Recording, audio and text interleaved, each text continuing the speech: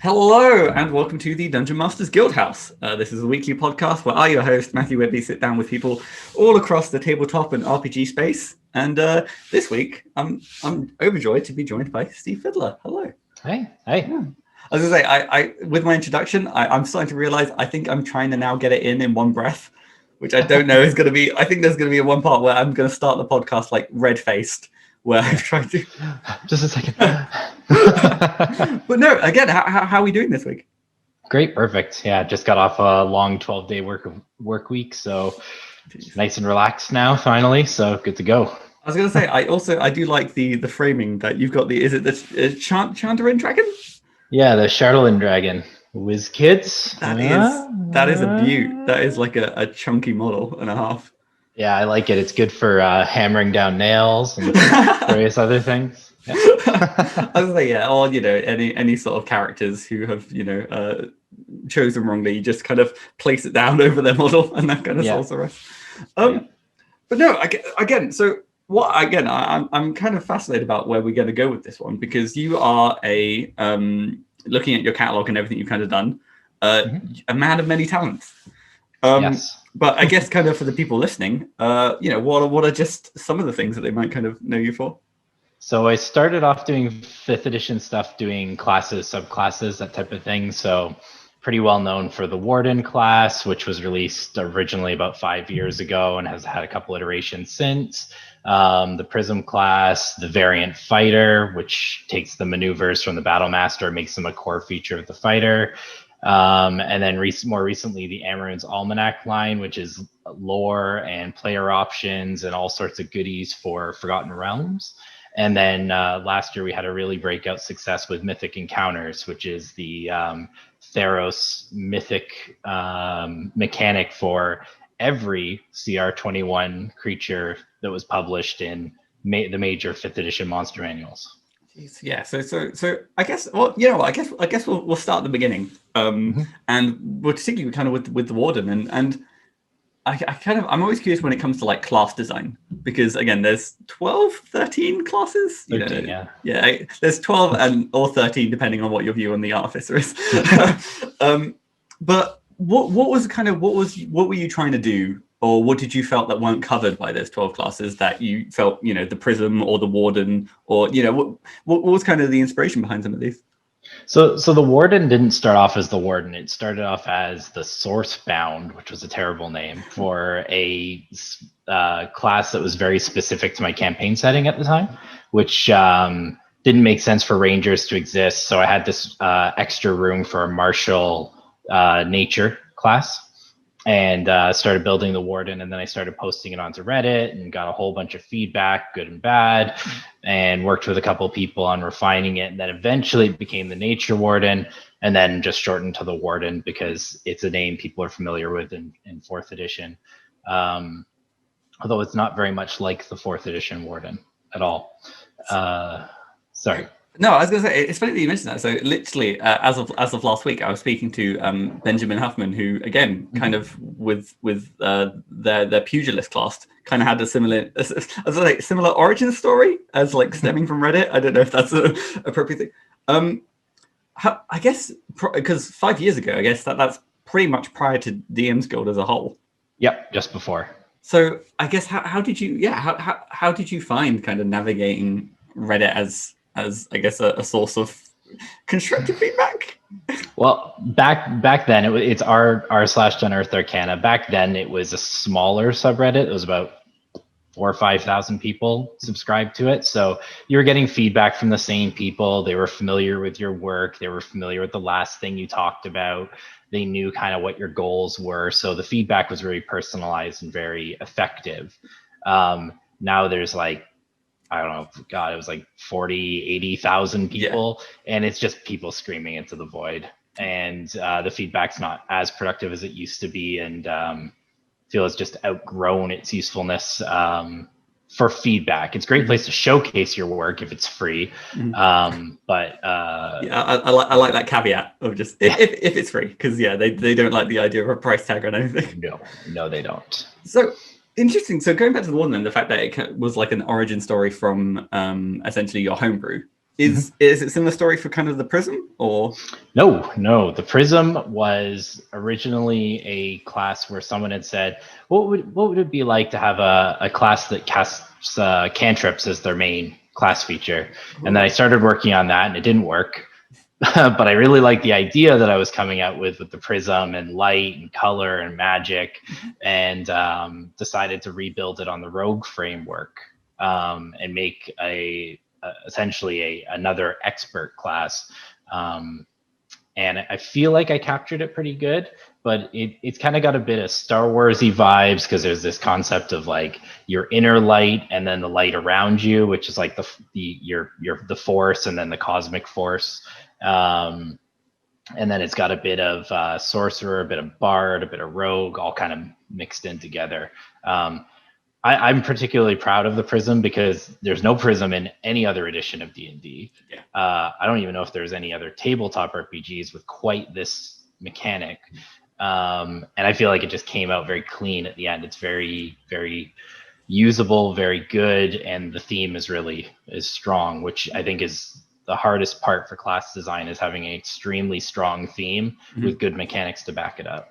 Yeah, because I imagine with a lot of the subclasses as well, they kind of have to accommodate a good number of like character archetypes in a way, because you kind of want to imagine, again, you can take a rogue or paladin and paint them 100 different ways, but then they kind of still have that same kind of core kit.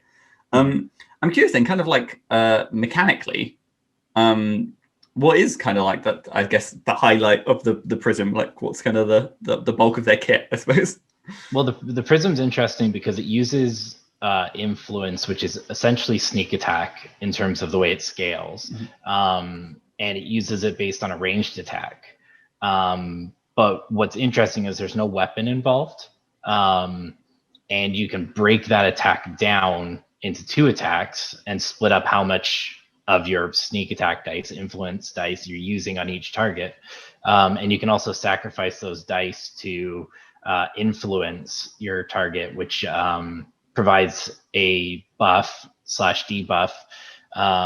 Every one of them has a positive and a negative, and the point is that you can use it on allies as well as enemies to do just a very short-term sort of emotional overwhelm on them. Nothing changing their predisposition, nothing altering their mind, just like inciting like an outburst of rage, which makes them more effective in melee combat, which is great to use on a spellcaster because they're not going to benefit much from it. Yeah. It also makes them sort of reckless, so that you can kind of gang up on them afterwards. So I kind of like it like a double-edged sword in the fact that again, with your allies, it can kind of empower them to do kind of awesome stuff, but then vice versa, the enemy, if tactically. So I guess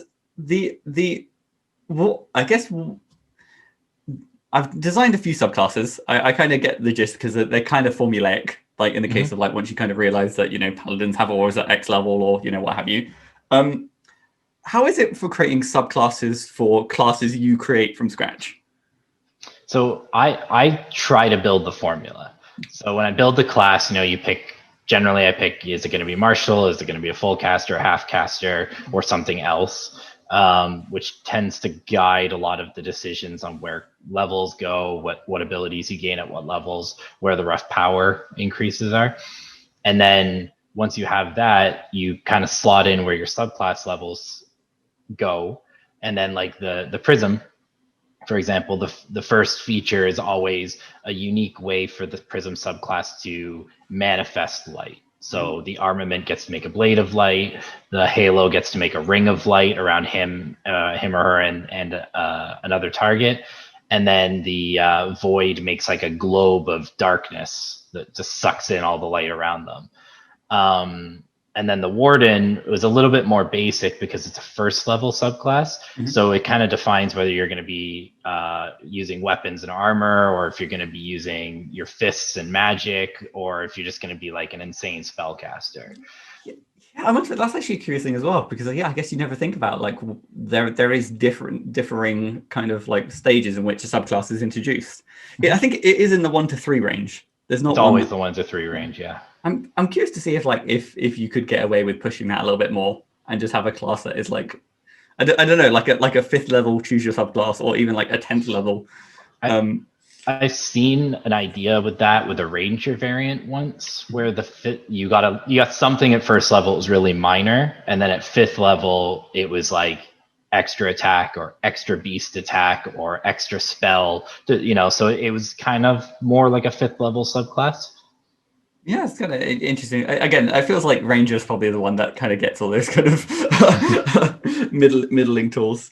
No, it's awesome. Yeah, I think it's an interesting challenge, just because, again, I suppose looking at like the design space that is already covered by the 13 classes, and trying to think of like, okay, what new can this bring to the table, and then having the freedom to like, okay, well, this is something new.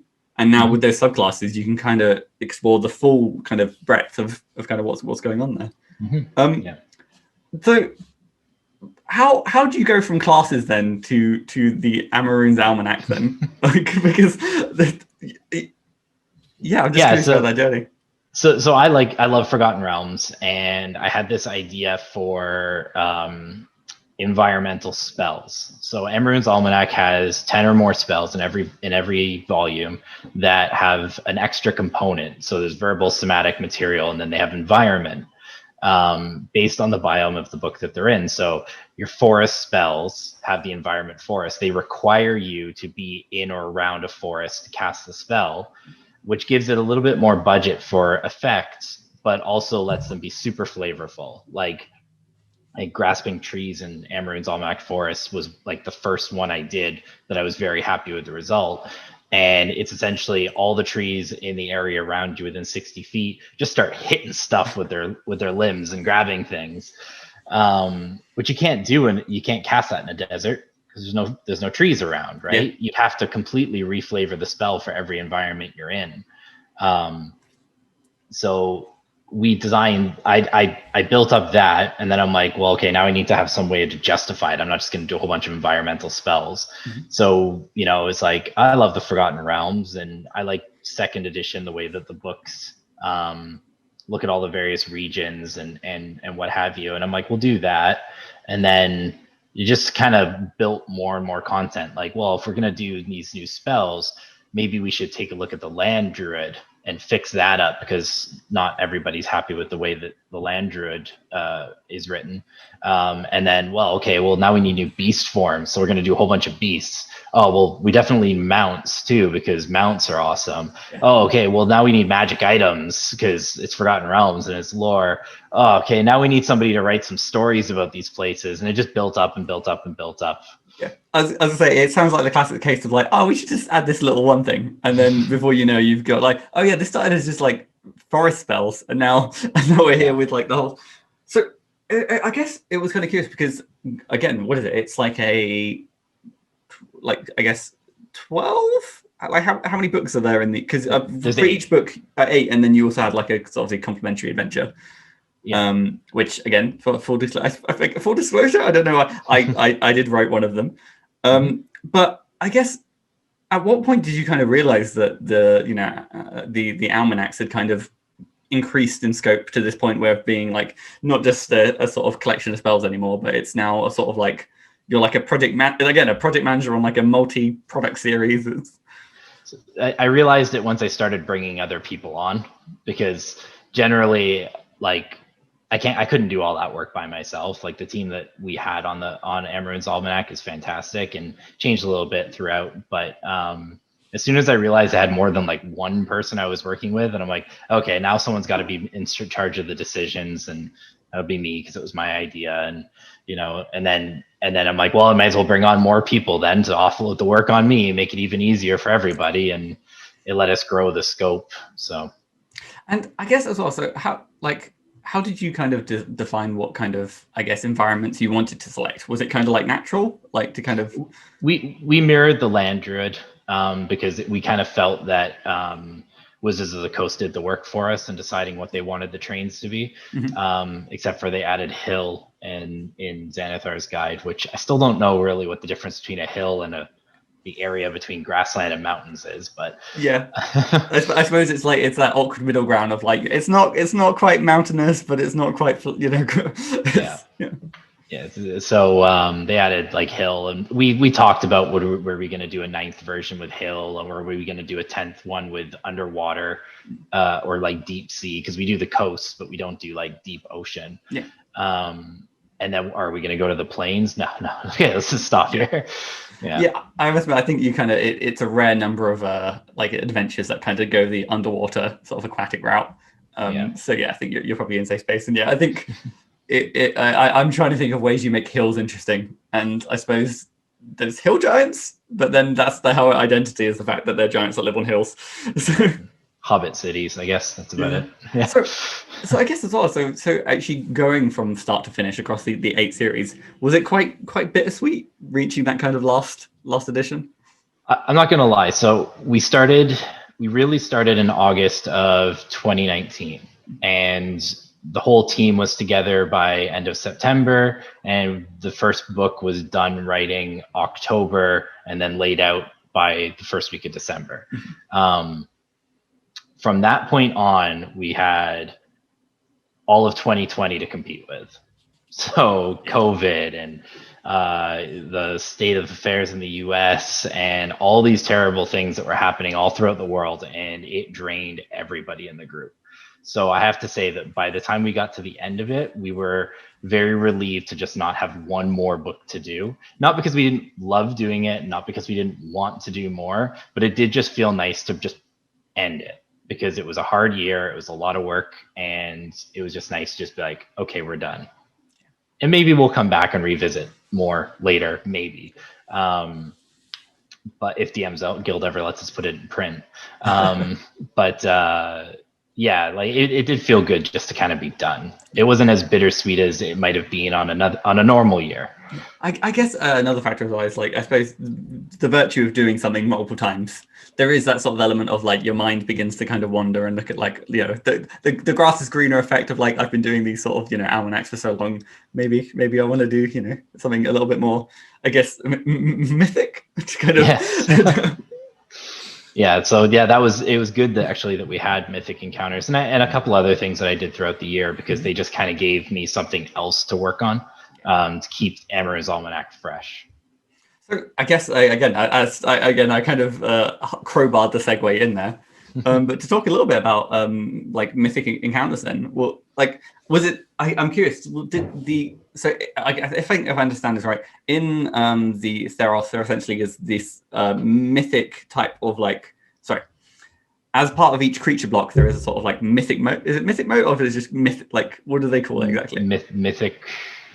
Abilities, or is it just yeah, as a mythic encounter, or running as a mythic encounter, I think is what they call it. Is it once they reach certain health or certain point thresholds that they kind of get these sort of additional abilities? Yeah, so in Theros there's 3 of them, and it's when they hit 0 hit points. Oh, really? Specifically, only 3? Oh, yep. Yeah, I don't know why. I just figured, because it felt like it was like a selling point that there might have been. Yeah, it did, didn't it?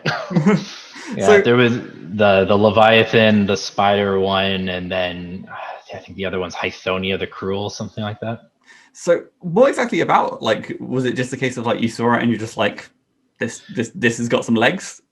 Yeah, so Brian and I saw the news from Theros saying, hey, we're going to be doing this mythic thing, and we both kind of clued into the idea that maybe it might be like Paragon monsters or Paragon difficulty stuff, which is being talked about on Reddit for years, where, you know, monsters have multiple hit points to make them more competitive as a solo encounter. And there's a couple of people that have done work on that throughout the years. I think like Matt Colville did some, and Angry GM talked about it a bit, and Liuku did his Big Bad solo monsters. So we were like, okay, let's start outlining what this might look like. And in outlining it, we started writing the stories of the creatures, and we let the scope get too big and made a lot of work. And as we kind of got towards when release was, we kind of decided we have about 2 ways we can go with this. We can either assume that it's going to work like this or like this. And we kind of wrote both. And waited until, like, I think it was about a week before Theros came out, when the encounter got run on a stream. I think it was the Leviathan encounter. And we're like, there it is. There's the mechanic. Go, go, go. Start rewriting everything, get it to fit, make it look right. Yeah. So. Wow. I must admit, that is, again, that sounds like a very stressful way to run a project. Oh my God. You have no idea. Because we had art too. Like we were paying a lot of money for art. And, we had Eleanor working on it, doing the editing, sitting there waiting. Okay, you guys going to send me something to edit? Yeah. Let's go.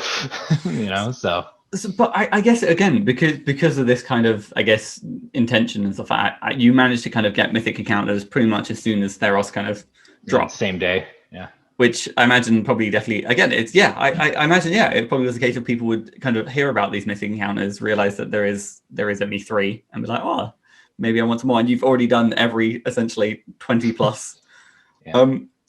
Were there any, I guess, in the ones that you kind of, was there anyone that was particularly challenging to kind of get these Mythic Encounters involved in? Or was it quite... Kind of along the same lines as Amarune's Almanac, there were a lot of dragons. Yeah. And by you get to the last couple, and it was just like, all right, like it's just a dragon. We had to kind of dig.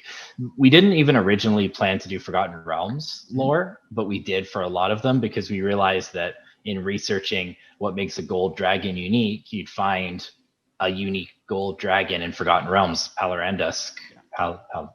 Palarandusk, let's go with that. And it gave us a jumping off point to build. So we just decided, hey, we're paying for the lore with DMsGuild, so we might as well.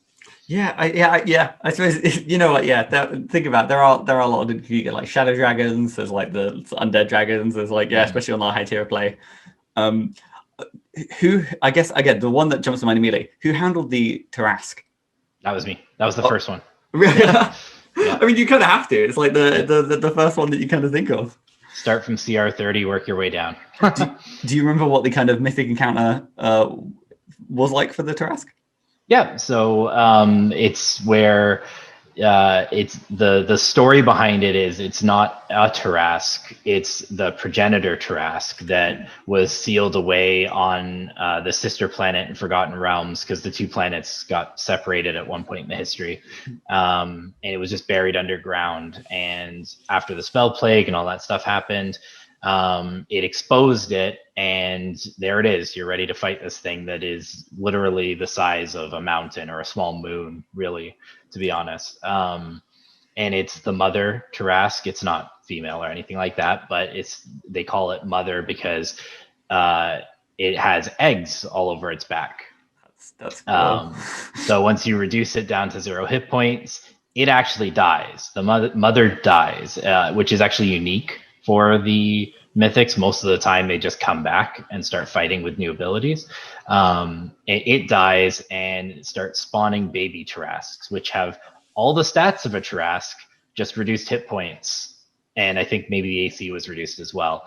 And you have to finish off Mother by destroying the eggs and eliminating the threat while also fighting off Turresque. Yeah. He's like, yeah, well, congratulations, we beat the Turresque. Oh, what's that? More Turresques. Yeah. It's kind of a little bit like James Intercasso's Attack of the Planet of Turresques or whatever it was. It was kind of sort of the same sort of thing. Just throw more, again, when in doubt. Again, if you're at that kind of campaign level where you're dealing with like fighting Turresques, what's a few more, Yeah. I think the original idea was there's that meme of, would you rather fight one Turresque-sized duck or 1,000 duck-sized Turresques? So it's kind of sort of riffing off of that. I don't know what I would prefer in that situation, because again, me as a human being, I don't think I could take a Turresque in any shape or form. Might be able to do the duck though. What? A duck the size of the moon? Yeah, sure. I mean, assuming it's still a duck. Here's the thing. I feel like it could just step on you without knowing you were even there, and that would just be it. Yeah, fair enough. But I don't know. I guess if I start training now to try and fight a moon-sized duck, maybe one day in the future. And then I imagine it was a case of like once you kind of handled all the sort of the 20 plus things, was the inspiration go to Eberron rather than maybe dropping the CR to maybe look at some of the, like, I don't know, CR like 15 to 20 creatures? Completion was really it. Like we planned to get we were planning to get Eberron in the first book, but I mean there's a limit to how much we were able to do, and we realized that by splitting it out, not only did it save our skin in terms of getting it out on the opening day, but it also meant that we could bring on Laura to do editing and not like editing, copy editing, but developmental editing on the Eberron lore, which was integral because these high CR creatures in Eberron have some complicated lore. And then also got to bring on Anne, who became available to work on it, which was just great. It was awesome working with Anne. So I guess that is there any sort of lore that stands out of any of the Eberron creatures that is just like, oh wow, wasn't expecting this much? Well, I mean, so Lord of Blades, I mean, the assumption is he's a Warforged, but Laura has made it very clear that she does not believe that he is a Warforged. She believes that he's a he. She believes he's one of the House Cannith, like high-ranking members of House Cannith that just grabbed a suit of Warforged armor and decided to act like a Warforged. Yeah.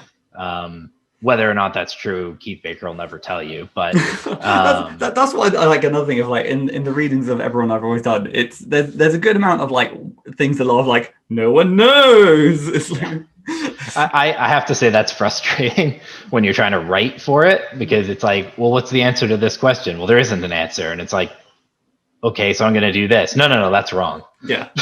Yeah, there will always be someone whose headcanon is kind of alternative to whatever you've got over. But I think sometimes there is like power in sort of saying, no, this is my vision of it and stuff like that. And I suppose there's nothing stopping someone, taking the, mythic Lord of Blades fight and just like, no, they are really a Warforged in there. It's just yeah. Well, I mean, our mythic Lord of Blades grows to double the size, so I hope it's not a guy inside because Stretch Armstrong. So yeah. I don't know how you would. Again, I suppose you always have the leeway of just like magic, do the kind of the magic hand wave. No, awesome, and yeah, and I guess any intentions of kind of revisiting the mythic format for anything? Or? Not for me personally right now. I don't know if I'm allowed to say this, but there is another mythic product that focuses on dragons on its way. I believe I'm doing layout for that, but I've taken a break from writing it just because you like to keep things fresh. Yeah, no, of course. So then, wow. So yeah, so a real smorgasbord of different types of products and stuff like that. I'm curious then, like in some of like across everything you've kind of done, then has there been any sort of like standout moments of inspiration or how your kind of creative process started? Because obviously with some of your classes, they kind of stemmed out of either like a design challenge or just needing a new ranger for your setting. But yeah, I'm just curious about like where your ideas start. Generally, it used to just be I would just type, and I'd be done at the end of the day, and then I'd spend the next 6 months fixing it. And that's exactly how the Warden first started. I got the entire thing written in one day, and then spent like 2 years fixing it. But now I do outlining because I can't. I'm not neurotypical. I'm neurodiverse, so I find that I used to think that it was just type, get it all done, and it would be great. I'm actually finding the outlining makes things a lot better. So Icewind Dale, Cults of the Shattered Peak, I worked off an outline the entire time and never went away from the outline.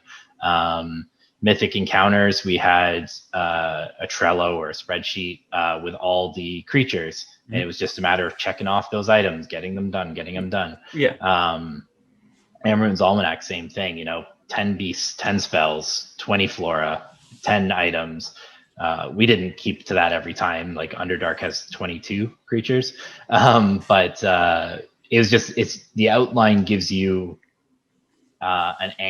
gives me an anchor point to go back to. So everything I do now, the first thing I do is I start with an outline, because if I don't, I'll just open it and be like, I don't know what to do with this right now, and I'll just close it. So yeah, no, it gets the work done. I think I'm very much the same. Like, at least when it comes to adventure writing, I'm very much hinged to my template. And again, between kind of versions, the template changes and grows as I learn up new things or I pick up new things. But yeah, it's nice to have that kind of consistency in kind of like, okay, well, I'm just kind of playing within this kind of format.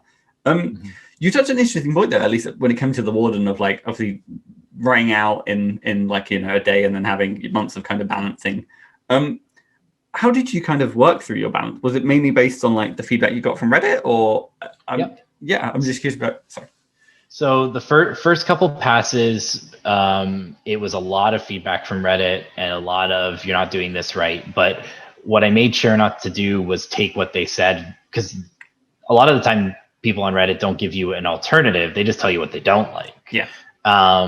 They won't even tell you what they do like. So you really have to be critical about what they're saying.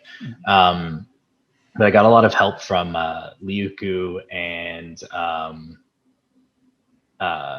Genuine Believer, who provided a lot of feedback in the early versions. And then Israel Morea, who helped on Amarune's Almanac, has worked on a couple things with me.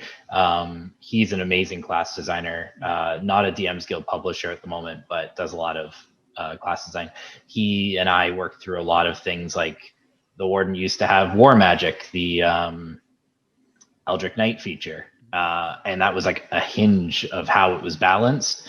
And it took a long time to get away from that, because running the math over and over, and then some new cantrip would come out and ruin everything. And it's just, but it very iterative. And then the latest version of the Prism, which Laura did the editing on, she actually pointed out something on the Sage subclass. She's like, I'm not quite sure how this is supposed to work. And I looked at it and realized the whole subclass never worked, ever, to begin with. Playtesters just skimmed right over the text that didn't work and just made it work in their head. So I ended up completely redesigning that subclass as it was going out the door for layout. So I guess so. How exactly did again, from the Warden to necessarily the Prism, then how did you cut your kind of like eye for balance, or the way in which you balance things? Did that change much, or? They're very different, because the Warden's much more martial, so you have to hit those key power increases, like first level, 5th level, 11th level, 17th level, whereas the Prism's more like the Rogue or a full caster, where it slowly scales every 2 levels, so it's much more even distribution. But in terms of balancing, for me personally, it used to be everything had to be a razor's edge. Like if the Paladin did 10 damage that level, then you can't do more than 10 damage. Heaven forbid you do 11. But I've started to get a bit away from that, because I have a bit of a natural eye for where the numbers are supposed to be roughly. So now I can just focus more on making sure that it plays fun. Yeah. And if it's a little low or a little high, it's not too big of a deal, as long as the class is fun to play. Yeah. Like I have a Mage Errant class on Drive-Thru RPG, which is sort of like a int half caster, and it's perfectly balanced, but it may not be as fun as the Warden and Prism, because I was very focused on getting the numbers right. And I missed out on a subclass idea and a couple mechanics, and I compromised on some mechanics to make sure that the numbers were right. So it may not be as fun as the other two. Yeah, and I suppose there is always that age-old question when it comes to balances. Like, obviously, there are so many kind of... You're balancing for, like, a certain scenario or a certain number of scenarios that may never come up at one particular table. Or, any sort of, like, again, a Prism in one group of adventurers with nothing like barbarians may maybe feel like lackluster, but in, like, I don't know, like a mage party, they're just sort of like, going out of their mind with power. So... Yeah, I don't envy those sort of balance decisions and stuff like that. And I think there is a good amount of like, okay, well, this is quite strong, but then you kind of put some trust in the DM and the players to kind of not completely, roll over the whole table, and at the very least hope they have fun. I think about Wizards of the Coast, like they've produced 2 classes in various forms, the Mystic and the Artificer, outside of the official books, and it doesn't matter how balanced they are. Like Wizards of the Coast can nail the balance. That's not a problem. They know exactly where all the numbers are. They have all the graphs. They have all the Excel spreadsheets. They know exactly what they need to do, but they care about how enjoyable it is to play, how easy it is to learn, what the burden on the player and the DMs are. And those are much more important. And then the feedback that they get from their playtesters. If the playtesters say they don't like something, they're not going to publish it. Yeah. It doesn't matter how balanced it is, right? So I kind of started to take that approach, and as long as people enjoy it, I'm happy to publish it. Yeah. No, yeah, I think it's a good metric, and again, it's weird about how sometimes you come across those sort of, I guess, eureka moments of like, you know what, maybe I'm kind of prioritizing the slight, of what I think makes the perfect product isn't quite, no. So I guess then across your kind of journey and everything you've done, is there like, even though you're doing like a diverse range of projects, is there like a part of the project that is like your favorite?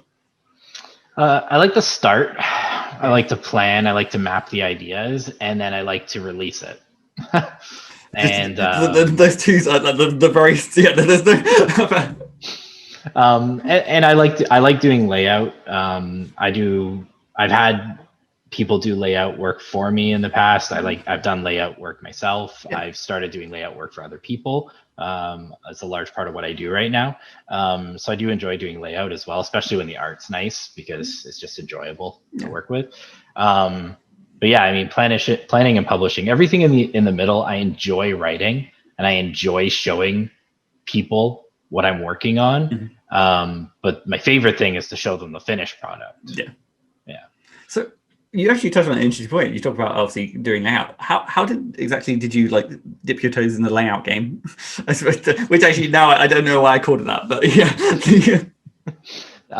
When I did the first Warden, I did it in MS Word because that's what I had. And I had the PHP right beside me. I had Word. I was just like, that's about this big. Okay. And that's roughly about this spacing. And, I did that. And then I found out other people had already done that work for me, and they're smarter than me.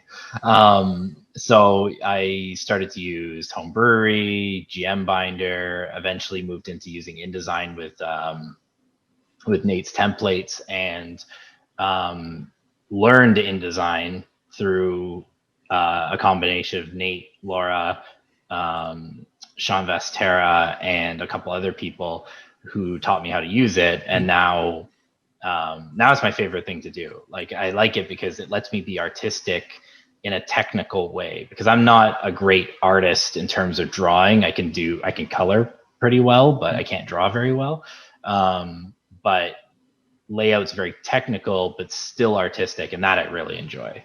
So, and then I guess in all the kind of the products you kind of like, what are like some of the, I guess, do's and don'ts of layout that you kind of discovered? I used to say don't use a dark background, but I've done 2 of those layouts recently, and I think they look pretty good. So, religious. Yeah. I guess the number one thing for layout is it's not as easy as some people make it look. And the template only gets you halfway there. I think those are really important things for people to remember, because the template puts all the styles in the right spot, which is, if you're just trying to copy Wizards of the Coast, is fine. But art placement, where you do page breaks, line breaks, where you put sidebars, like we were just talking about this on Twitter recently on Tasha's Cauldron of Everything. They put the sidebar for something right in the middle of a section, and it's actually not related to that section. But a lot of people make a misconception that it is. Now, it's super clear that it's not, but considering the flow of the document, it's actually, in my opinion, in the wrong spot. But I mean, that's just my opinion. But yeah, like things like that are not, there's something you can learn from doing and practicing, but it's not something that a template does for you. Yeah. And it's not easy. Trying to figure out when to have a table break across a page versus rearrange the entire layout to get it all on one. Like that's a hard decision to make. Yeah, and there's a good amount of endless struggles where you come into like a point where again I'm very hesitant to let like sentences stroll from one column to the next and or like across pages. But there are numerous times when I'm going through like my own layout where I'm just like, if I'm gonna have to delete a sentence to make this work, and then it's like, how do I do this? And then it's like it kind of because who knows, like a single sentence can throw the entire layout kind of out of whack.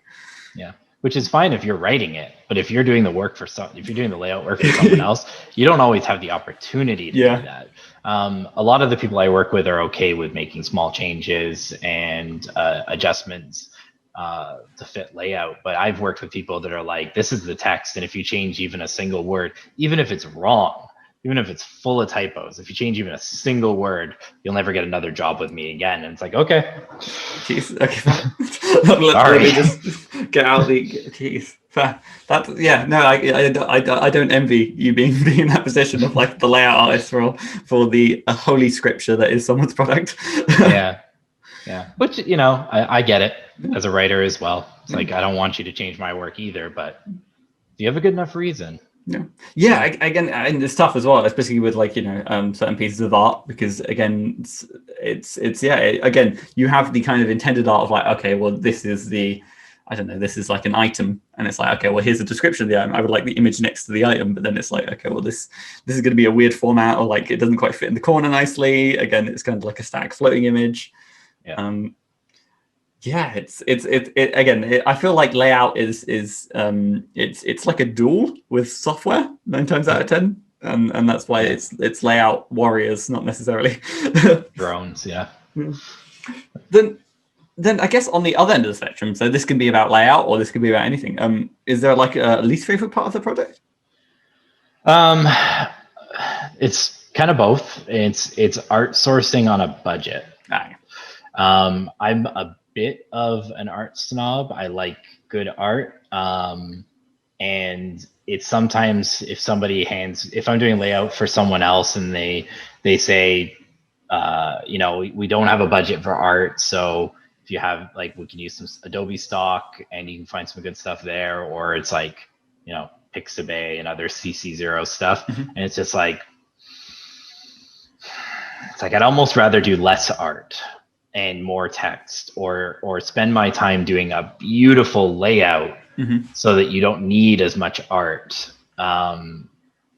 which I never get paid for.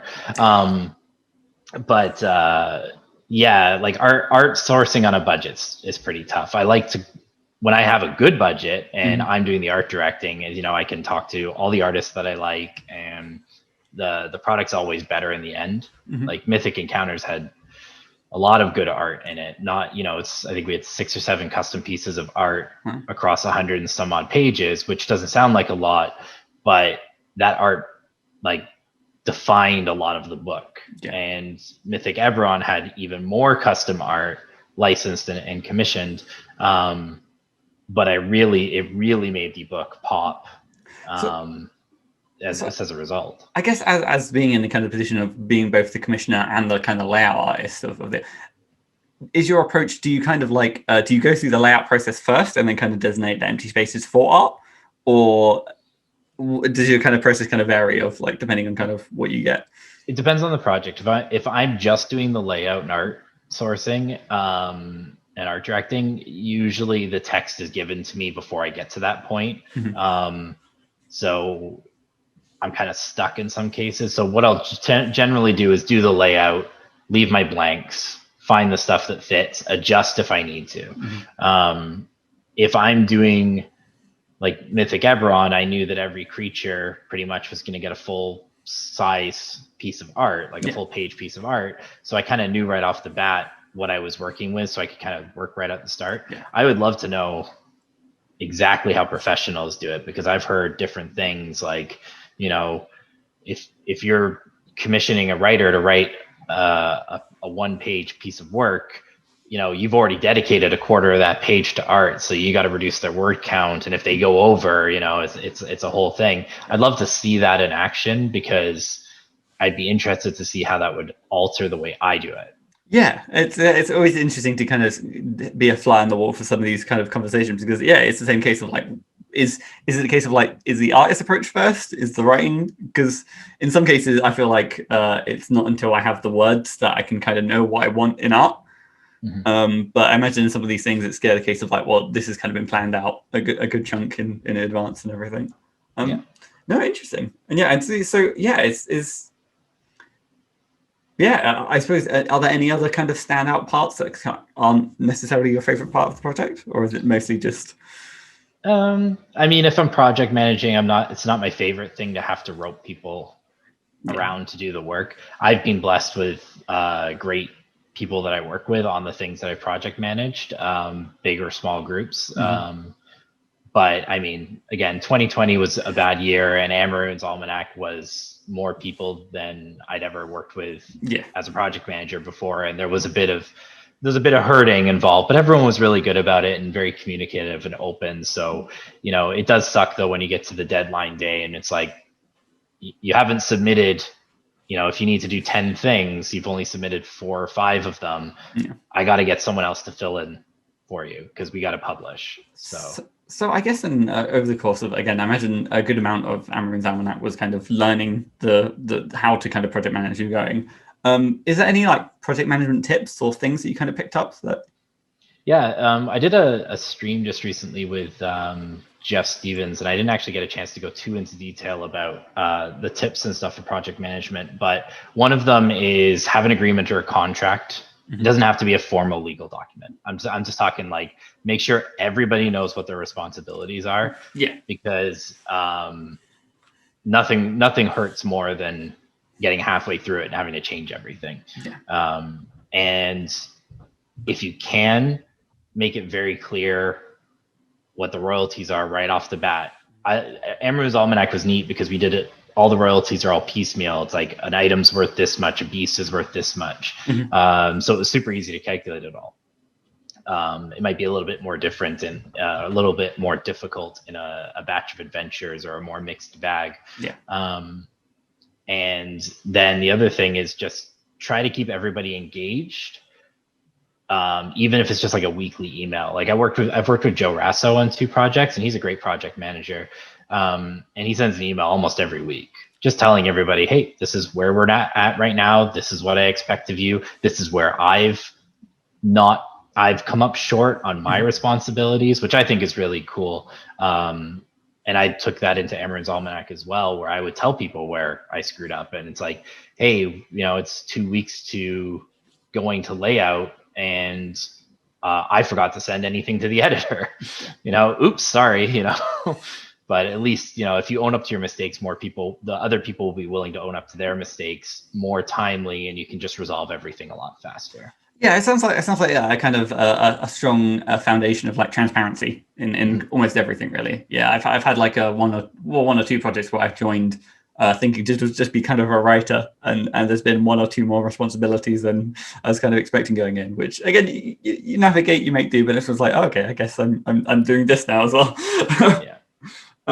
No, awesome. And then I guess kind of I'm gonna broadening that question a little bit more, to broaden that question outside of just project management.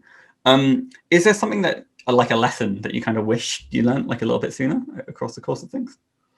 About project management, about anything? Just about, we're open up, and anything goes. I mean, it kind of goes back to the class thing, but it's just that nothing's wrong, right? Like you can't do anything wrong in game design except make something that's not fun. But as long as it's fun, it's right. You know, if you're doing game design, especially for 5th edition, there's rules. As long as you know what the rules are, you can break them. Because, you know, like every class gets a strong save and a weak save. There's nothing saying that a class can't be proficient in death saving throws. It's pretty cool mechanic. I saw it in a couple things throughout the years, and I think that's pretty cool. It's completely wrong, but it's still not wrong in the end. At the end of the day, so when you know the rules, you know what you can do to break them, and I think that, particularly for mechanical design, is really important. And I think it's really interesting because adventure designers the transition to doing subclasses and items and spells and stuff don't come in. They come in with the mentality that nothing's wrong, because adventures can be written 1,000 different ways. And mechanical designers going to adventures often come in saying, okay, what are all the rules? There's not any. Well, I can't do this. Like I have a hard time with adventures because I like to see what the guides and the rules and stuff are so I can work within them. So it's an interesting where you come at your design from. You kind of come in with these pre-established norms. Yeah, because I think you're right, because like when it comes to like writing adventures, if you kind of want to like a cool encounter and you have like this visualization in your mind, you just kind of create the creature, the item, whatever, to fit that cool image. And then it's a case of like when it comes to the class design, you're not necessarily thinking about what has been done before. You're like, oh, I want to make this cool thing. That's a really interesting way to look at how kind of the history of projects you kind of worked on can kind of shape your design methodology. You made an interesting choice though about just the kind of make fun mechanics. Is there like a particular design choice or some sort of mechanic that you're particularly proud of? I really like in the Warden. I really like the prime element, which is essentially a second subclass that they get at 3rd level. Because at one point, the Warden was very similar to the Warlock in the way it progressed. So they get their Pact at 3rd level, so they got their prime element. It gives you cantrips, which you don't normally have, which essentially give you all sorts of elemental abilities. And then you get an active way to use your natural power, which is like a dice pool that you have to do elemental damage. And if you use your natural power to match your prime element, you get an additional bonus. Like if your prime element's fire and you use your natural power die, which can be any type of elemental damage, if you use it to do fire damage, then you burn the target and it lingers a little longer.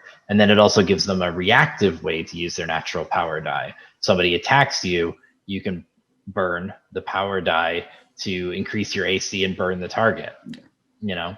As I say, that's a clever use of the word burn. And that mechanic was probably the first keystone mechanic of the Warden that as soon as that was in place, it never changed again. Natural power and prime element never changed again. I didn't even look at them again, except to add the earth element and make balance changes. It was just a winner right out the door. And it became fuel for every subclass. Like every subclass gets a way to spend their natural power at 6th level, and it influenced the Sage, which gets 2 prime elements as their capstone, and it cascaded into what makes the Warden the Warden. It's really cool to kind of come across those sort of like design choices that you just go nice, like give me the fact about nice. No, awesome. Wow. So then I guess kind of I guess across everything you've done, and guess you've managed to kind of talk about a good number of people that you've kind of had to the honor to kind of collaborate with and just kind of keep working with. I guess like is there someone in the DMsGuild community that kind of particularly inspires you, or people, I suppose? I can't ever say it enough that Laura Hersprinter and Sadie Lowry are just like, every time I see something like a tweet from them or a release from them or them sharing some knowledge that they have, or hey, I'm working on a project, oh my god, they're on the project too, oh awesome. Because they do the best work and they work so hard, they're so positive, they're just amazing. Like I love working with them. I love watching them work. I love seeing what they produce, and they're prolific. And I'm happy to say that I've noticed that they're getting a lot of recognition for what they do, and it's just I just love working with them. It's great. I don't know. It's something about like editors. They're magical. I don't know what it is. They once they kind of go away from like doing editing, and their design work seems to somehow be as good as their editing. It's like, insanely sort of talented. I take it that every time that they edit somebody's work, they absorb a bit of them. and they're just edited much no, that they've become so good at everything. There's definitely some sort of some magic going on there that I think we're yet to kind of fully understand. By the time we realize what they've been doing, it's far too late, and they've but then I guess looking a little bit more to the future, then I guess kind of almost like a two-part question. Then is like what's some of the stuff that you're currently working on, and is there anything off in the far future that you kind of aspire to be working on? Let's see, what I'm working on right now. I'm doing layout for a couple of projects. Another one of the player primers. The next one that's coming out for those. The Worm Mythic Dragon book that I was talking about. I just finished In Dreams with Brian Holmes doing the layout for that. I have another class I'm working on, the Hierophant. Ooh. I released a playtest for that a couple months ago, and I've just been incorporating that feedback. They're like a rune-based full caster. How did the playtesting go? I get a decent amount of responses. Most people, it was kind of more of a feeler playtest. Like I wasn't really expecting anyone to actually play the class and give me like gameplay feedback, but just kind of read it, take a look at it, let me know your thoughts, ask them a couple questions like, does intelligence seem like the right stat, or should it be wisdom or charisma? Are rune carving tools good, or should I leverage one of the basic tools? Is it too much like an artificer? Questions like that. Yeah. And the feedback was good and helpful, and is going well into development. And then I have I think it was like a week ago, I released a sample of group maneuvers, which are, it's funny, I can't ever get away from maneuvers because I did Variant Fighter, and became known for that at one point, and then I did Fighting Maneuvers, which is an extension of Variant Fighter, but a different presentation. And then I've done maneuvers for some other projects over the years, and now I'm doing group maneuvers, which is another extension of that same sort of concept. And it's just interesting. I can never seem to get away from that. Well, you found your niche. Yeah, maybe that's it. Yeah. Which I think those are pretty cool. So there'll be some publication of that at some point in the future. A couple other small projects. I actually didn't overburden myself with projects this year because I had a couple opportunities that fell through. So it was a bit of a shame, but it's just giving me more opportunity to work on the projects that I want to work on, which is good. I suppose some time to kind of lay off the accelerator and just kind of relax and recuperate is always needed. Yeah. And then future project, like far future, is I have the beginning workings of my own RPG, which is not to say that it's going to be the big dragon killer, because no one, that's not even an aspiration of mine. It's just I want to take all the things that about my home game that I enjoy and make an RPG out of those, because if you spend enough time hacking D&D, you'll eventually just come up with some other game, right? Like Five Torches Deep is a great example of that. It's a 5th edition hack that looks nothing like 5th edition. So it's that, and then it's also my own setting book, which corresponds to it. So I'm writing the setting book for 5th edition, but the plan is to have it be compatible with 5th edition and my own RPG, so that people can start using it and getting addicted to the setting, and then want to buy the RPG that goes with it. Nice. Yeah, I was gonna say, there is a good amount of, what was it, like the Ship of Theseus with D&D, where like you keep reworking one plank at a time before it's like not even D&D anymore. No, that's incredible. Yeah, and I guess the kind of, there's a good amount of design decisions that go into like creating an RPG from the ground up and trying to make it, again, make this, well, settings are almost universal. You can kind of take a setting and kind of throw it into any sort of system. So it's kind of nice to have that freedom. No, and then, well, I guess the second question that's super important to kind of tangent that is, like, with all this stuff that you've got going on with everything, kind of, where's the best place for people to kind of hear about them? So Twitter is pretty much the only place where I'm actively releasing news because I just can't keep up with social media. Yeah. So it's at Vorpal Dice Press, which is my publishing moniker.